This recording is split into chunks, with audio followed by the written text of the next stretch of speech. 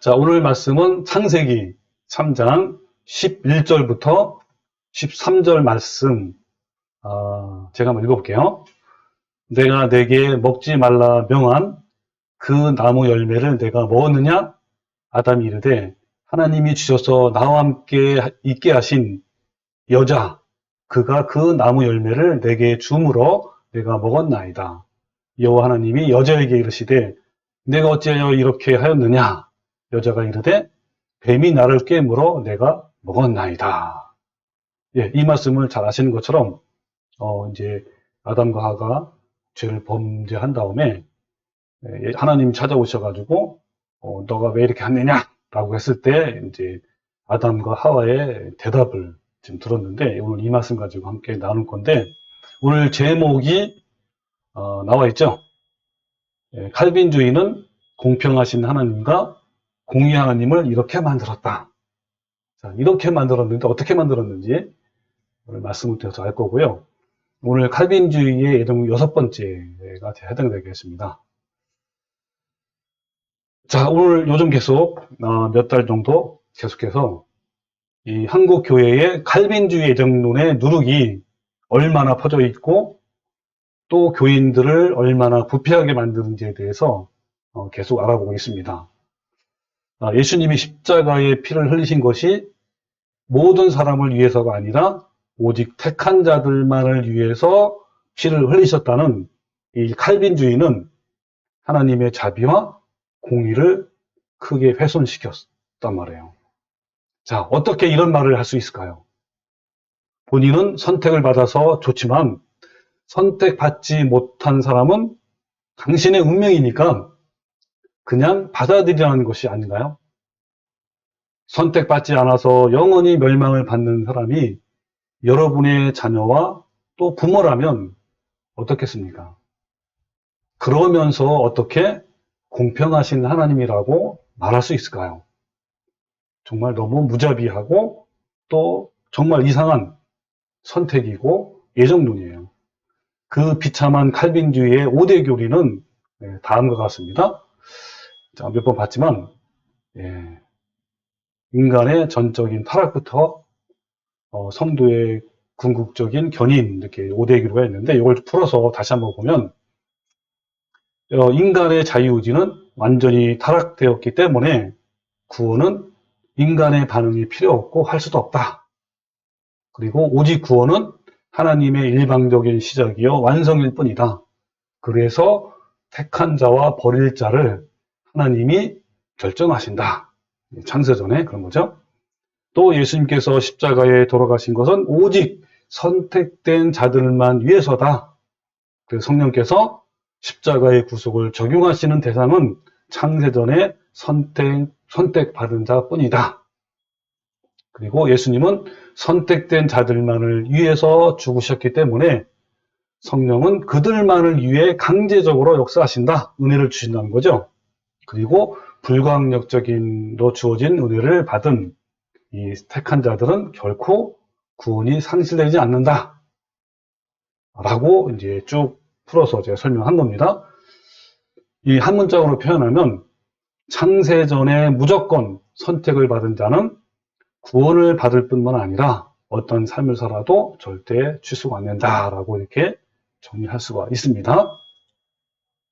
자, 여러분 보는 거 어떻죠? 누가 구원을 받고 누가 멸망을 받는가의 여부가 창세전에 하나님에 의하여 무조건 미리 작정되었고 예정되었다라는 이 칼빈주의의 정도는 성경 어디에도 없어요. 어긋날 뿐만 아니라 하나님의 속성에도 조화되지 않고 한참 빗나가 있단 말이에요. 그 칼빈주의가 말하는 구원은 예수 그리스도를 믿음으로 말미암은 것이 아니라 일방적이고 기계적인 하나님의 선택에 의해서 이루어지는 정말 이상하죠. 이상한 모순에 빠져버리게 된단 말이에요. 여러분 하나님의 속성이 몇 가지가 있어요. 뭐뭐 있죠? 기억나는 게 하나님은 어떤 분이시다 할 때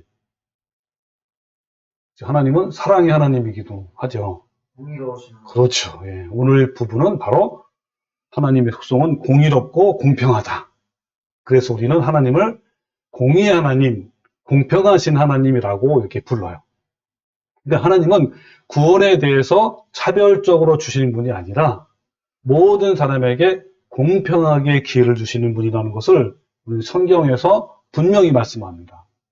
자, 매우 많지만 몇 가지만 한번 성경 구조를 같이 한번 봅시다. 자, 디모데전서 2장 4절 같이 한번 읽어볼까요? 시작. 하나님은 모든 사람이 구원을 받으며 진리를 아는 데 이르기를 원하십니다.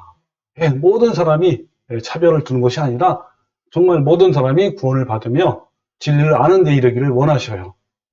그렇게 또 역사하시고, 또 요한복음 3장 16절에 보면 하나님이 세상을 이처럼 사랑하사 독생자를 주셨으니 이는 그를 믿는 자마다. 자, 어떤 자마다? 믿는 자마다. 그러니까 차별적으로 선택자들만 주는 것도 아니고 부자한테만 주는 것도 아니고 믿는 자마다 멸망하지 않고 영생을 얻게 하십니다. 또 디도서 2장 11절에 보면 모든 사람에게 구원을 주시는 하나님 은혜가 나타났다라고 또 말씀해 주시고요. 또 베드로서 3장 8절에 보면 사랑하는 자들아 주께서는 하루가 천년 같고 천년이 하루 같다는 이 한 가지를 잊지 말라. 주의 약속은 어떤 이들이 더디다고 생각하는 것 같이 더딘 것이 아니라 오직 주께서는 너희에 대해서 오래 참으사. 자, 뭐라 하죠? 오래 참으사. 뭐라고 그 다음에 뒤에? 아무도 멸망하지 않고. 그렇죠. 아무도 멸망하지 아니하고 다 회개하기를 원하시느니라. 하나님은 아무도 멸망하지 않고 다 구원받기를 원하시는 거야. 그래서 로마 3장 22절에는 뭐라 하냐면 예수 그리스도를 믿음으로 말미암아 모든 자에게 미치는 하나님의 의인이 뭐가 없다고요? 차별이 없다라고 이렇게 분명히 말씀을 하고 있단 말이에요. 그러니까 구원에 있어서 하나님께서 모든 사람에게 공평하게 기회를 주셨기 때문에 이에 대한 책임은 하나님이 아니라 사람에게 있다라는 거예요. 따라서 하나님은 우리를 심판하실 때 공의롭게 하실 수 있는 거예요. 만약에 하나님께서 모든 사람에게 공평하게 구원의 기회를 주시지 아니하였다면 어떻게 공의롭게 심판할 수 있겠습니까? 이 하나님께서 사람들에게 거듭거듭 이 불순종하면 어떠한 결과가 나오는지 막 경고를 하시면서 그리고 순종하면 그죠? 어떤 일이 있는지 이런 것을 계속 말씀하시면서 뭐라 그러냐면 사람이 가진 자유의지를 하나님의 은혜를 힘입어 다르게 사용하라는 간절한 하나님의 마음이 다 그 속에 있단 말이에요. 이 불의한 이 세상에서도 자유의지를 가지고 선택한 행동에 대해서 책임을 지는 거예요. 이게 무슨 말이냐면 세상의 법정에도요, 민법이 있고 산법이 있고 형법 이런 것들이 있어가지고 사람이 행한 것만큼 법적으로 책임을 지게 한단 말이에요. 자, 예를 들면 여러분 우리가 자동차로 운전하잖아요. 운전자. 근데 얼마나 많은 법규가 있습니까? 지난번에 사고도 한번 냈지만 그 사고에 따라서 다 책임이 있잖아요. 그 법규대로 운전자에게 책임이 있단 말이에요. 근데 하물며 하나님의 법정은 어떨까요? 여러분 하나님의 심판은요 정말 공의롭지만 인간의 법정은 혹시 어떤지 아세요? 공평하게 할까요? 공평하지 않은 것이 많을까요?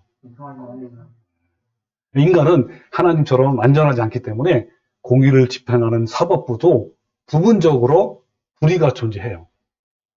그러니까 이 법을 집행하는 이 판사들은요 불완전해서 공의를 시행하지 못할 때도 있고 또 외부 환경과 정치 세력의 압력에 의해서 어쩔 수 없이 범죄 행위를 덮어야 할 때도 있어요. 또한 같은 이 사법부끼리 판사끼리 제 식구 덮어지기도 관행적으로 행해지고 있는 현실이에요. 또한 재력이 많은 사람은요 유능한 변호사를 막 고용해서 재판의 결과를 최대한 자신에게 유리하도록 만들어 버리기도 합니다.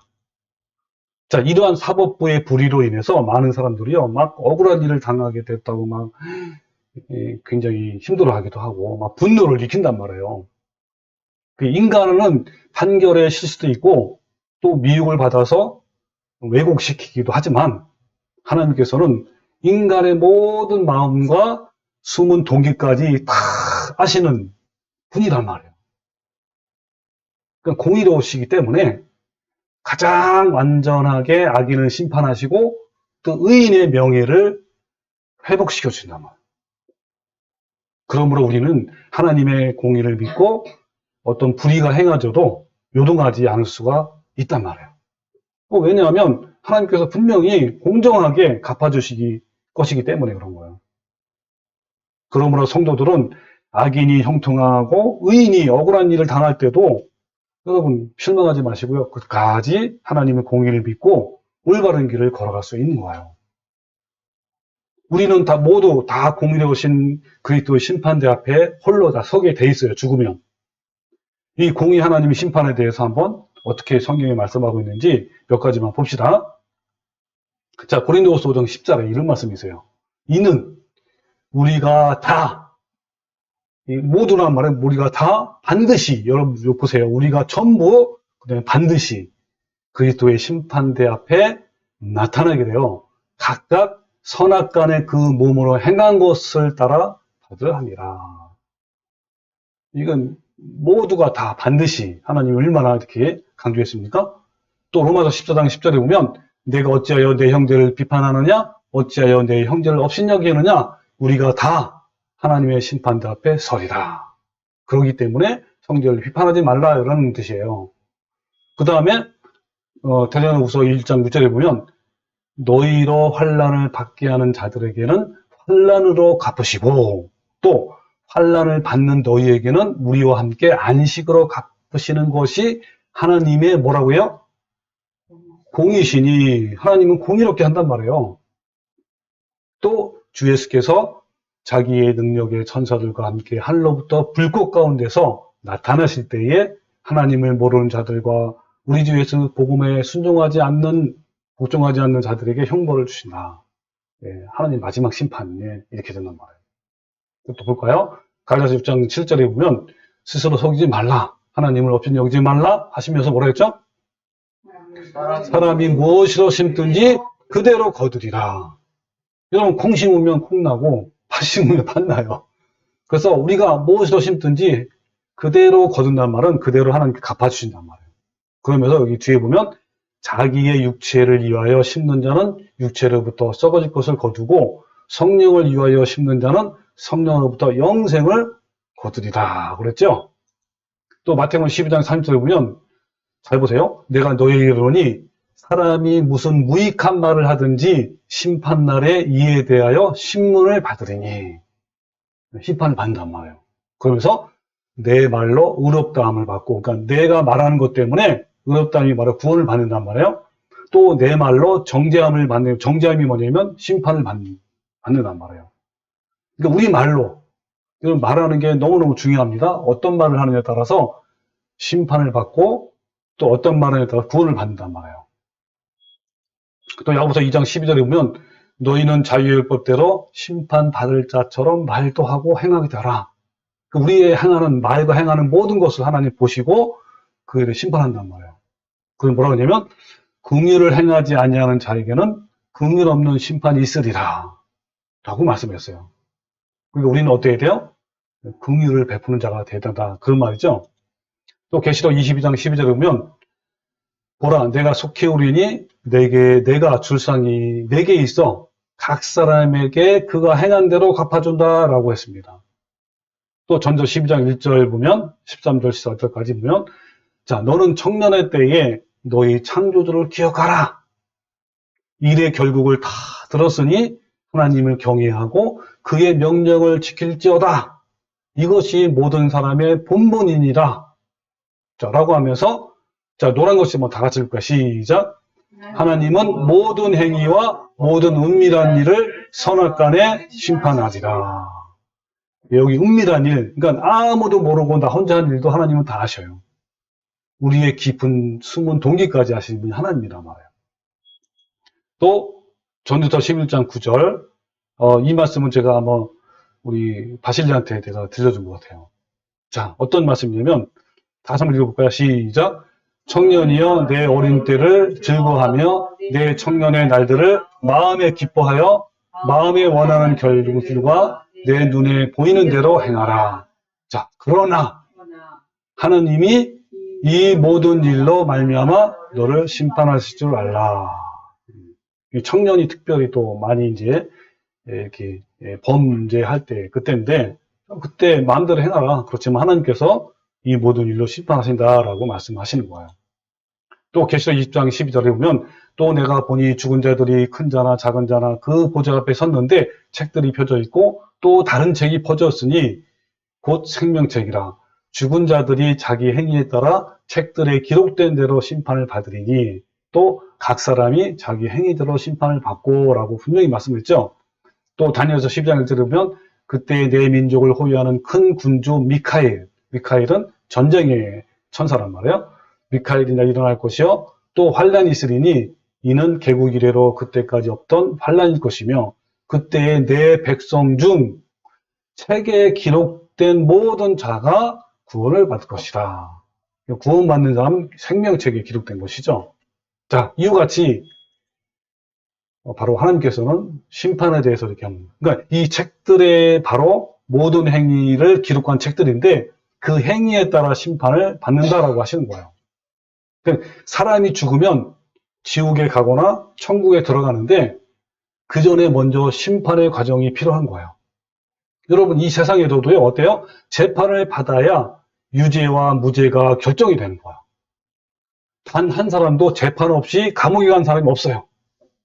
자, 이 세상에서도 공정하게 재판하는 것이 원칙인데 하물며 하나님께서 정확한 심판도 없이 천국이나 지옥에 보낼 수 있을까요? 전혀 없단 말이에요. 자, 성경 볼까요? 로마서 14장 11절에 보면 기록되었으되 주께서 이르시되 내가 살았노니 모든 무릎이 내게 꿇을 것이요 모든 혀가 하나님께 자백하리라 하면서 뭐라 하냐면 이러므로 우리 각 사람이 자기 일을 하나님께 직구하리라 라고 했단 말이에요. 그게 뭐냐면 천국과 지옥을 가르는 심판은요 대충 넘어갈 것이 아닌 거예요. 네, 하나님은 정확한 심판을 통해 악인과 의인을 나누셔요. 그 악인과 의인을 나누시는 거를 뭐라고 비유했냐면 우리 바실정제가 잘 할 거예요. 물고기를 잡으면 곤란해요. 좋은 것과 나쁜 거를. 자, 그것이 바로 마태복음 13장 40절에 나옵니다. 자, 어떻게 했냐면 또 천국은 비유한 거 천국을 어떻게 비유했냐면 마치 바다에 치고 각종 물고기를 모으는 그물과 같으니 그물에 가득함에 물가로 끌어내어 앉아서 좋은 것은 그릇에 담고 못된 것은 내어 버리느니라 라고 했어요. 여러분 그 물고기를 저는 이제 고르는 걸 안 해봤는지 모르지만 정확하게 이 어부들은요 정확하대요. 못 쓸 것과 버릴 것을 또 좋은 것을 가르는 거 하는 거예요. 그러니까 뭐냐면 각 사람의 영원한 운명을 결정하는 일에 어떻게 대충 하겠는가 이 말이에요. 하나님은 기록된 대로 심판을 정확히 하신다라고 이렇게 표현한 거예요. 자, 그런데 만약에 사람의 선택과 버림받는 것이 창세 전의 선택에 의해 결정된다면, 즉 칼빈주의가 사실이라면 하나님은 공의롭고 공평하게 인간에게 책임을 물어서 심판하실 수 있을까요? 아니, 세상의 법정에서도 자신의 행한 것에 따라 법대로 심판을 받는데 하물며 공의로우신 하나님께서 일방적으로 미리 작정하고 놓으신 결과에 따라 행동한 것에 대해서 어떻게 공의로운 심판을 집행하실 수 있냐 말이에요. 아마도 많은 사람이 주님 앞에서 심판받을 때 다음과 같이 항변을 할 거예요. 아니, 하나님이 나를 창세전에 버림받을 것을 결정하셨는데 왜 나에게 영원한 멸망의 심판을 하십니까? 내가 무슨 잘못이 있나요? 나는 정말 억울합니다. 하나님은 부당하고 공의롭지 못하고 공평하지도 않습니다. 라고 이렇게 항변을 할 거란 말이에요. 그러니까 칼빈주의 교리는요. 하나님의 공의와 심판의 공평성을 훼손하는 위험한 가르침이에요. 여러분, 이런 가르침을 사람이 악용한다면 어떻게 될까요? 자, 매우 이기기 어려운 유혹과 시험이 왔어요. 본인한테. 범죄를 또. 그렇죠. 과연 이길 수 있을까요? 자, 마음속에 끓어오르는 세상의 어떤 쾌락이나 물질, 이런 것에 탐욕을 절제할 수 있을까요? 사람은요, 본능적으로 어떤 유혹이나 죄에 대해서 핑계와 합리화를 잘한대요. 범죄에 대해서 다음과 같이 핑계를 하고 합리화를 하게 되는 거야. 자, 드디어 한번 제가 그 부분을 말씀드릴게요. 어떻게 합리화하냐면, 교회 가서 그냥 자백하고 회개하면 되잖아. 또, 구원 받았고 선택 받았기 때문에 그래도 지옥은 안 가잖아. 이런 합리화, 핑계. 또, 황금 저택이나 모자 같은 좋은 상을 받지 않아도 괜찮아. 나는 괜찮아. 그냥 천국 구석탱이에 가도, 나는 괜찮아. 라고 자꾸만 합리화를 하는 거야. 이런 과정이 지속되면 양심이 점점 둔해지고 무디어져서 웬만한 죄는 죄로 여기지 않고 담대하게 범죄하는 거예요. 이걸 성경에서는 뭐라고 어떻게 표현하냐면, 자, 지난번에 본 건데 보시에요. 디모데전서 4장의 1절인데, 그러나 성령이 밝히 말씀하시기를 후일에 어떤 사람들이 믿음에서 떠나 미혹하는 영과 귀신의 가르침을 따르리라 하셨으니 자기 양심이 화인을 맞아서 외식함으로 거짓말하는 자들이라 그랬어요. 여기 보면 자기 양심이 화인을 맞는데 이 무슨 말이죠? 네, 이것은요, 여러분 양심은요, 하나님이 우리 각 사람에게 주신 도덕적 자각, 즉 마음의 율법이에요. 여러분이 아무도 모르는 데서 막 잘못했어. 그럼 양심이 막 가책을 받아 안 받아? 양심이 막 떨리죠? 네, 그게 하나님이 주신 거예요. 율법을. 마음의 율법이라고 해요. 그러니까 양심이 화인 맞으면요, 어떤 거냐면 문자 그대로 양심이 마비되는 거야. 둔감해진단 말이에요. 그러니까 작동을 잘 안 해. 그러니까 어떻게 되는 거예요? 죄로 여기지 않는 거예요. 그래서 여러분, 그 무서운 범죄를 짓는 사람은요, 양심이 없어요. 없다고 할 정도로 한단 말이에요. 그러니까 이렇게 자기 양심이 화인맞게 되는 이유는 여기 보면 미혹하는 영과 귀신의 가르침을 따르기 때문이라고 했는데, 이 귀신의 가르침 중에 하나가 바로 칼빈주의 교리란 말이에요. 그러니까 칼빈주의 교리를 믿으면 점점점 화인을 맞게 된다. 그러니까 개인 예정론이라는 듣기 좋은 교리로 죄된 인간에게 면죄부를 준 셈이에요. 그러니까 한 번 구원은 영원하다라는 면죄부가 오늘 이 시대의 교회와 목회자와 교인들을 부패하게 만들었어요. 그러니까 칼빈주의는 공의롭고 정직하고 공평하신 하나님의 속성을 무시하고 오히려 하나님을 불공평하고 공의롭지 못한 신으로 만들었고, 인간의 책임을 모두 하나님 탓으로 돌린단 말이에요. 이런 칼빈주의는 죄와 하나님의 엄중한 심판을 무시하게 만들고 사람들에게 자신의 죄와 허물을 합리하게 하고 또 다른 사람의 탓으로, 하나님의 탓으로 돌린단 말이에요. 인류의 첫 조상인 아담과 하와도요, 하나님께 범죄를 한 이후에 나타난 현상이 뭔지 아세요? 남을 탓하고 원망하고 하나님을 탓하고 원망하는 이런 크고 더 깊은 죄악의 구렁텅이에 빠진 거예요. 이것은요, 매우 비극적인 일이에요. 사람이 범죄하면 어떻게 됩니까? 바로 하나님께 가서 하나님 대타십니다. 내가 죄인입니다. 나를 용서해 주세요. 나를 불쌍히 여겨주세요. 라고 꼬리를 내린다고 그러잖아요. 꼬리를 팍 내린다고 그러잖아요. 그 내열을 하는데, 즉 바로 주님께 엎드려야 하는데, 이 부패한 인간은 상대방을 탓하고 원망하고 하나님을 탓하고 원망하는데 선수예요. 더군다나 이 칼빈주의 같은 거짓 교리는요, 이런 부패한 죄성을 더욱 부추기고 조장한단 말이에요. 따라서 그래서 어때요? 점점 양심이 무디어지고 둔해지고 결국 마비가 되어서 양심에 화인맞게 되는 거예요. 우리 인간의 조상인 아담과 하와가요, 하나님께 범죄한 직후에 사람에게 나타난 증상이 바로 핑계와 남을 탓하는 거예요. 한번 성경을 볼까요? 어떤 진짜 그런 일이 있는 건지. 자, 요게 이제 오늘 본 말씀인데 제가 좀 쉽게 하기 위해서 표준 세번역으로 가져왔어요. 자, 이제 하나님 뭐라 하냐면, 내가 너더러 먹지 말라고 한 그 나무 열매를 내가 먹었느냐? 그러니까 그 남자는 아담이에요. 핑계를 댔어요. 뭐라 하는지 아세요? 하나님께서 저와 함께 살라고 짝지어 주신 여자, 그 여자가 그 나무의 열매를 저에게 주기에 제가 그것을 먹었습니다. 라고 했어요. 근데 이번에는 이제 하나님이 여자에게 물은 거예요. 뭐랬냐면, 넌 어쩌다가 이런 일을 저질렀느냐? 근데 여자가 뭐라 해서 또? 뱀이 저를 깨워서 먹었습니다. 그러니까 뭐요? 이 범죄한 인간이 첫 번째 한 것이 뭐요?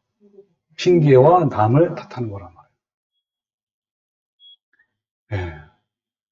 또 대부분 이런 핑계와 탓은요, 곧바로 원망으로 이어져요. 남자도 핑계하고 여자도 핑계하는 거예요. 그러므로 핑계와 탓은 원망과 불평으로 이어지는 뿌리 깊은 불신이고 범죄예요. 그러니까 많은 사람들이 핑계와 탓하면서 살아가지만 그 탓이 인간이 범죄한 이후에 시작된 심각한 범죄라는 사실을 좀 모르고 사는 거예요. 이 합리와 핑계의 탓은 타락한 죄성에서 나오는 뿌리 깊은 범죄예요. 인간의 타락의 역사와 함께 시작된 최초의 죄가 바로 핑계이고 남을 탓하는 거예요. 하나님과의 관계가 깨지는 것도요. 그리고 부부 관계가 안 좋은 거, 또 부모와 자식 관계 등 이 사람과의 모든 관계를 파멸로 만드는 것이 바로 핑계와 남을 탓하는 것이에요. 근데 날마다 회개하여 자신을 처복종시키고 예수님을 닮아가는 사람에게는 절대로 핑계와 남을 탓하거나 환경을 탓하지 않는 거예요. 성령을 따라 사는 사람에게는 핑계가 없어요. 그리고 누구의 탓으로 또는 환경의 탓으로 돌리지 않는단 말이에요. 깊이 회개하는 사람의 특징은 모든 잘못과 과실의 원인을 자신에게 돌려요. 아, 내가 잘못했구나. 나의 실수와 잘못 때문에 이렇게 되었구나. 나의 욕심 때문에 내가 죽지 않기 때문에 이런 일이 생긴 거야. 이렇게 하는 거예요. 이것이 바로 회개하여 거룩을 향하여 나가는 사람에게 나타나는 특징인 거예요. 자아가 살아있는 사람에게 자주 드러나는 증상이 바로 남을 핑계하고 환경을 탓하는 거예요. 근데 많은 사람들은 탓하면서도 이것이 심각한 죄인지를 모르고 살아가는데 바로 이것이 큰 문제예요. 근데 이 핑계와 탓은 두 가지 영역으로 구성됩니다. 그러니까 아담은 하나님께서 하지 말라고 하신 명령을 어긴 것이 자기 잘못이라고 인정하지 않았단 말이에요. 아담이 뭐라 그랬죠? 하나님이 짝지어주신 여자가 그렇죠. 그 전에 어떤 마음이 있었을까요? 왜 그렇게 했죠? 남을 탓했어요? 그 전에 심적으로 마음이 있었어요. 어떤 마음이냐면 나는 피해자입니다. 저는 피해를 입었습니다. 라는 거예요. 그 마음이 작동된 거예요. 그러니까 이 피해자가 아닌 사람이 피해자인 것처럼 행동하는 것을 뭐라고 하는지 아세요? 피해자 코스프레라고 그래요. 이걸 이제 아담이 그렇게 한 거죠. 그러니까 핑계를 하는 모든 사람들의 마음속에 첫 번째 생긴 것이 바로 피의식이에요. 나는 피해자라는 의식. 그 피해의식 때문에 책임을 타인에게 전가한단 말이에요. 그 무슨 말이냐면 피해의식에서 끝나는 것이 아니라 반드시 책임을 남에게 전가하는 거야. 내 탓이 아니야. 너 때문에 그런 거야. 자신이 남 탓을 자주 한다면, 자신이 만약에 남의 탓을 자주 한다면 피해의식과 열등감이 많다는 것이고, 또 피해의식이 많다는 것은 마음의 상처가 많다는 거예요. 그러니까 무슨 말이냐면 상처가 많은 사람일수록 남을 탓을 잘해요. 그러니까 지금까지 받아온 상처가 크든지 작든지 하나님의 사랑으로 치유가 될 수 있고 회복될 수 있어요. 예수님의 사랑만이 사람의 아픈 상처를 온전하게 치유할 수 있어요. 나중에 기회가 되면 이 부분에도 한번 자세히 한번 나눌 거예요. 자, 남자 아담은 아까 우리 성경에 본 것처럼 그걸 좀 더 풀이해서 해석하면 이런 거예요. 어떻게 탓을 했냐면 남을 제가 금령을 깨고 범죄한 것은 첫 번째로 하나님 탓입니다. 하나님께서 왜 저런 여자를 창조했습니까? 또 두 번째로 저 여자 탓입니다. 저 여자가 나를 깨워서 내가 먹었습니다. 내가 무슨 잘못이 있습니까? 다 하나님 때문이고 그리고 저 여자 때문입니다. 라고 말한 거예요. 그러니까 하나님께서 이번엔 여자에게 질문한 거예요. 아니, 어쩌다가 이 지경이 되었느냐? 그러니까 여자도 하어도 뭐라 했죠? 뱀 때문입니다. 이 하나님께서 왜 뱀을 창조했습니까? 저것이 나를 깨워서 먹었습니다. 라고 한 거예요. 그러니까 이 핑계와 탓은요, 제일 먼저 어떤 마음에서 온 거라고요? 피해의식. 그 피해의식으로 말미암아 책임을 전가하는 거예요. 오늘 대부분 사람들이요, 믿는 사람이든지 안 믿는 사람이든지 이런 죄의식 속에 머물러 있단 말이에요. 자신은 누구에게 피해를 입었다는 생각 때문에 모든 책임을 전가해버리는 거예요. 당신 탓입니다. 라고 말하는 거예요. 피의식과 책임 전가는 온 인류를 다 감염시켜놓고 심각한 죄란 말이에요. 이것을 더 강화시키고 합리화를 하게 한 것이 바로 칼빈주의 교리예요. 이 부패한 인간은요, 응당, 내가 져야 할 책임을 회피한 채 누군가에게 책임을 다 전가해놓고 자신은 발뺌을 해버린단 말이에요. 이게 정말 악한 습성이에요. 거룩함을 이뤄나가는 사람들의 특징은요, 남을 탓하지 않아요. 왜냐하면 예수님의 성품을 닮아가기 때문에 그런 거예요. 보세요. 예수님은 아무 죄도 없으신 예수님은요, 로마 군인들과 군중들에게서 막 침뱉음을 당하시고, 뺨도 맞으시고, 39대의 채찍질을 맞으시고요, 십자가에 못 박히셨지요. 온갖 조롱과 비난에도 예수님은 전혀 남을 탓하지 않으시고, 오히려 그들에게 어떻게 했죠? 저들을 불쌍히 여겨주세요. 그들이 모르기 때문에 그렇게 한 것입니다. 라고 끊임없이 예수님은 하나님께 기도했단 말이에요. 여러분, 우리도요, 이런 예수님의 사랑을 받았기 때문에 그 사랑의 힘으로 남을 탓하는 것이 아니라 오히려 불쌍히 여기고 품어주는 거예요. 아, 너가 아파서 그렇구나. 너가 상처가 많아서 그렇구나 하면서 품어주는 거란 말이에요. 예수님이 나한테 그랬거든. 그래서 나도 그렇게 하는 거예요. 만일 자신이 날마다 죽는다면, 그래서 조금씩 주님의 품성을 닮아간다면 내 입에서 누구의 탓이란 말이 전저히 줄어드는 거예요. 비록 상대방이 정말 잘못했어.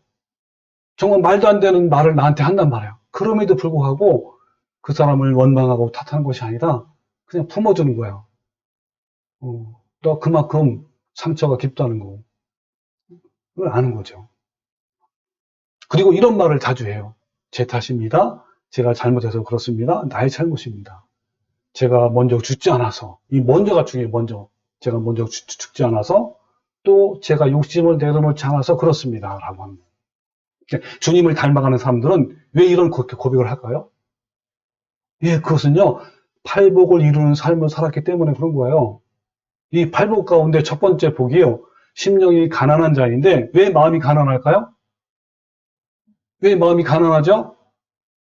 예, 그것은요, 나를 돌아보면 나에게도 여전히 부패한 탐심과 정욕이 있음을 알아요.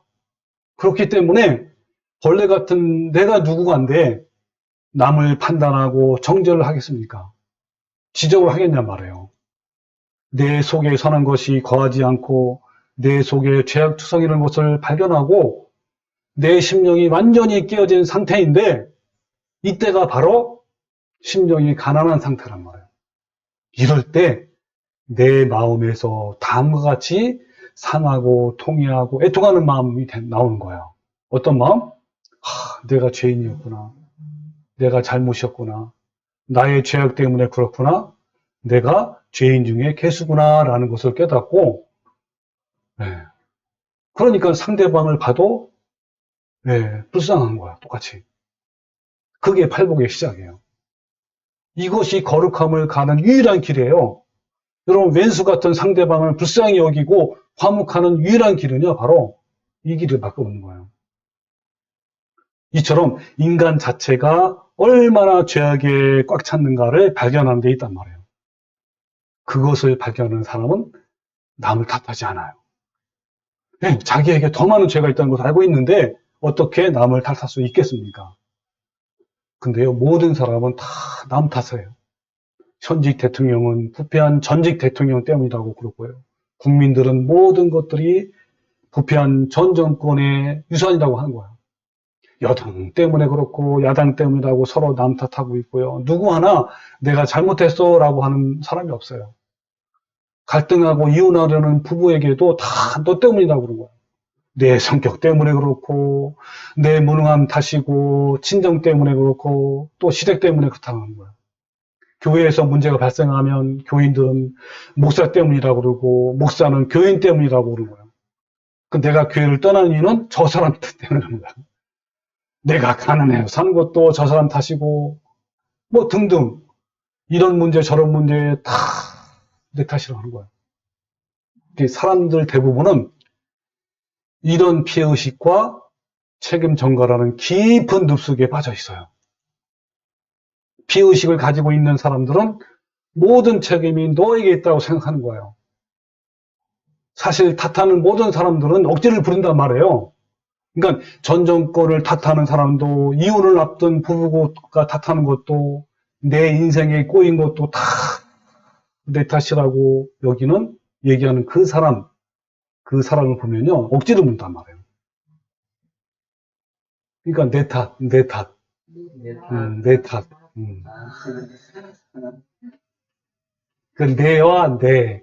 이 발음이 참, 너 탓이라는 거예요.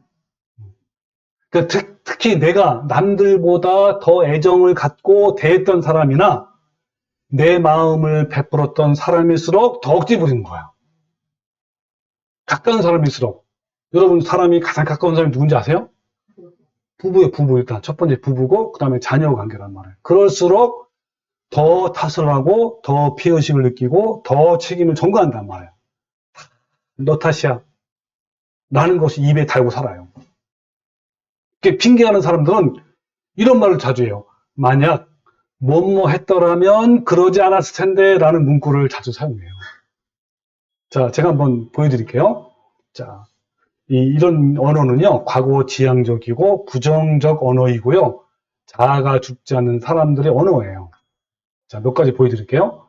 만약 내가 좋은 부모를 만났더라면 그러지 않았을 텐데, 나에게 부모님이 유산이라도 조금 남겨주었더라면, 우리 부모님이 사이가 좀 좋았더라면, 또 우리 부모님이 내게 좀 엄하지만 않았더라면, 목사님이 내게 좀 따뜻하게만 대해줬더라면, 형처럼 머리가 좋았더라면, 언니처럼 예쁘기만 했다면, 내가 그 사람을 만나지 않았더라면, 저 사람이 내게 좋게만 대해줬더라면, 라고 다 이렇게 핑계하고 남을 탓하고 이렇게 한단 말이에요. 사람들은요, 막 분노하잖아요. 분노한 다음, 또 죄를 막 짓잖아요. 또 가까운 사람과 결별을 한 다음에, 또 실패하여 넘어진 다음에, 어떻게 이런 한지 아세요? 어떻게 할까요, 사람들은? 사람들이 막 분노하고, 막 가까운 사람 이별했단 말이에요. 그리고 실패에 넘어졌어요. 그 다음에 어떻게 하죠? 그렇죠. 즉각적으로 내 마음에서 핑계와 탓이라는 자동장치라고 불러요. 자동장치가 작동해요. 이게 이제 죄된 인간이란 말이에요. 그러나 이 내 못된 자아를 날마다 처복지키는 사람은요, 안 그래요. 내 탓이에요. 내가 잘못해서 그래. 아직도 바뀌지 않는데 못난 자아 때문에 그런 거야 라고 말하는데, 핑계와 탓하는 사람은 그 반대예요. 괜찮아. 그건 너 탓이 아니야. 너가 더 잘못했잖아. 너가 그렇게 먼저 막무가내로 말하기 때문이야. 너가 그러지만 않았더라면 나는 이러지 않았을 거야. 등등 이런 말을 한단 말이에요. 근데 참 이상한 일이에요. 어떤 이상하냐면, 남에게 핑계를 하고 남을 탓하게 되면요, 참 특이하게도 어느 정도 자신의 마음이 위로가 되기도 하고 편안하기도 해요. 남에게 책임을 전감으로써 자신은 그 책임으로부터 회피하게 되기 때문에 마음이 좀 편해진단 말이에요. 이와 같이 자신이 실패할 때마다 자신을 따뜻하게 덮어주는 포근한 담요 같은 것이 바로 핑계하는 것이고 남을 탓하는 거예요. 이 탓이 주는 이론은요, 결국 나를 피해의식과 책임 전가의 깊은 늪속으로 빠뜨리게 하고요. 그래서 나는 피해를 입었고 다 너 탓이야 라는 의식 속에 빠져요. 그러면 어떻겠죠? 나는 어느 정도 위로를 받지만 결국 사탄의 속임으로 파멸과 멸망으로 들어가게 만든단 말이에요. 그러니까 만약 뭐뭐 했더라면 그러지 않았을 텐데라는 이 핑계와 탓을 하는 사람은요, 절대 회개하지 못하고 부패한 자를 죽일 수 없게 돼요. 왜? 내 잘못이 아니거든. 다 누구 잘못이야? 너 잘못이기 때문에, 그렇죠? 회개도 못하는 거예요. 그러니까 이런 의식을 가진 사람은요, 내 속에 어떤 문제가 생겼을 때 나의 죄를 발견하고 회개할 기회를 잃어버린단 말이에요. 하나님의 사람이 되려면요, 핑계와 탓에서 벗어나야 돼요. 누구 때문에, 누구 말투 때문에, 누구 태도 때문에 등등 이렇게 남에게 탓을 돌린다면 예수님의 거룩함을 닮아갈 수 있는 기회를 영원히 박탈된단 말이에요. 여러분, 이스라엘 백성들이요, 광야 40년 동안 핑계와 탓을 하며 살았어요. 이러다가 결국 2명만, 그러니까 200만 명 중에 2명 외에 모두 가나안 땅에 들어가지 못하고 광야에서 멸망을 당했단 말이에요. 이 광야 40년 동안 입에 달고 살았던 말이 뭐였냐면, 그들은 만약 뭐뭐 했더라면 이거였어요. 이들은 이런 핑계와 원망의 말을 하다가 광야에서 멸망을 당했어요. 자, 볼까요? 어떤 말을 했는지? 이 멸망의 원인이 만약 우리가 애굽에 있었더라면, 이 애굽은 뭘 말하죠? 이 세상을 말해요. 이 세상. 이 세상에 있더라면 지금 이러지 않았을 텐데, 이런 거예요. 자, 출애굽기 16장 3절에 보면 이스라엘 자손이 그들에게 이르되 우리가 애굽 땅에서 고기 가마 곁에 앉아 있던 때와 떡을 배불리 먹었던 때에 여호와의 손에 죽었더라면 좋았을 것을 너희가 이 광야로 우리를 인도해 내어 이 온 회중이 줄여 죽게 하는도다 그랬단 말이에요. 그러니까 오히려 애굽에서는 노예 생활했잖아요. 그때가 더 좋았다는 거예요. 이렇게 이제 핑계하고 탓한단 말이에요. 볼까요? 출애굽기 7장 3절. 백성이 목이 말라. 이제 목이 말랐어. 막 물을 막 찾아요. 그러니까 그들이 모세에게 대하여 원망해요. 또 뭐라고 원망했냐면, 아니 당신이 어찌하여 우리를 애굽에서 인도해 내어서 우리와 우리 자녀와 우리 가축이 못 말아 죽게 하느냐? 원망하는 거예요. 또 민수기 11장 5절에 보면 우리가 애굽에 있을 때에는 값없이 생선과 오이와 참외와 부추와 피와 마늘을 먹었거늘, 먹은 것이 생각나거늘, 그러니까 많이 먹었단 말이에요. 근데 지금은 못한다 이 말이야. 또 민수기 20장 5절에 보면 너희가 어찌하여 우리를 애굽에서 나오게 하여 이 나쁜 곳으로 인도했느냐? 이곳에는 파종할 곳도 없고 무화과도 없고 포도도 없고 석류도 없고 마실 물도 없고 고기도 없고 뭐도 없고 뭐도 없고, 이렇게 다 핑계하고 탓하고 원망한단 말이에요. 그러니까 하나님이 그 광야에서 모두 다 죽였어요. 멸망시켰단 말이에요. 200만 명이나. 근데 그 가운데서도 어떤 사람이 있어요? 원망하지 않고 핑계하지 않고 탓하지 않고 하나님을 믿음으로 말미암아 이긴 두 사람이 바로 누구죠? 여호수아와 갈렙이 가나안 땅에 들어갔단 말이에요. 그러니까 여러분, 이들의 언어는요, 마냥 뭐뭐 했더라면인 거예요. 40년 동안 이러다가 죽은 거란 말이에요. 그럼 오늘날 마찬가지로 지옥의 길을 걷는 사람들은 이런 소리를 입에 달고 탄단 말이에요. 우리는 피해를 입었다는 과거 속에서 나와야 하는 거예요. 나에게 상처와 피해를 주었다는 그 사람에게서 벗어나야 하는 거예요. 여러분, 나사로만 죽은 무덤에서 나오는 것이 아니라 우리 역시 피해의식과 책임 전가라는 무덤에서 나와야 한단 말이에요. 그리고 현실을 직시하는 거예요. 여러분, 우리를 회복시키기 위해서 찔리시고 상하시고 징계를 당하시고 채찍에 맞으신 예수님께 날마다 나가서 부패한 마음에서 올라오는 이 피해의식과 책임 전가라는 범죄로부터 자유함을 얻으십시오. 내가 책임의식을 갖고 내 의지로 지금 현실 속에서 믿음의 길을 걷기로 결단한다면 남을 탓하는 악한 죄로부터 해방되는 거야.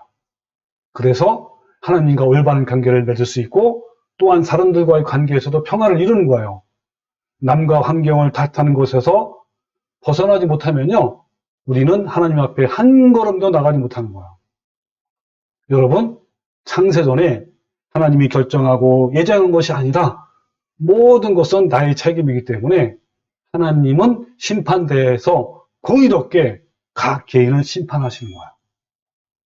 사도 바울이 마침내 구원을 받은 것은요, 끝까지 예수 그리스도를 자신의 구주로 믿고 순종한 결과였지 구원을 받도록 예정되고 선택되는 기계적인 결과가 아닌 거란 말이에요. 누구도 여러분의 구원을 책임지지 않습니다. 크고 두려운 구원을 하나님께 책임지지 마십시오. 남에게 넘기지 마십시오. 그것은 여러분을 너무 무책임한 사람으로 만드는 겁니다. 하나님께서 여러분의 구원을 위해 열어놓으신 십자가를 통해서 여러분은 날마다 자아를 죽이고 두렵고 떨림으로 구원을 이루십시오. 생명으로 인도하는 좁은 길을 애쓰고 투쟁하고 죄와 싸우는 협착한 길이지만 바로 그 길만이 성령의 충만함과 평화와 기쁨이 넘치는 길입니다. 여러분, 우리 모두 남을 탓하며 핑계하는 것이 아니라 자신이 죄인임을 자각해서 예수님께 날마다 나가 자아를 죽이는 성도가 되시고 또 죄로부터 자유함을 얻고 평화가 넘치는 성도가 되시기를 주님의 이름으로 축원합니다. 아멘. 아멘.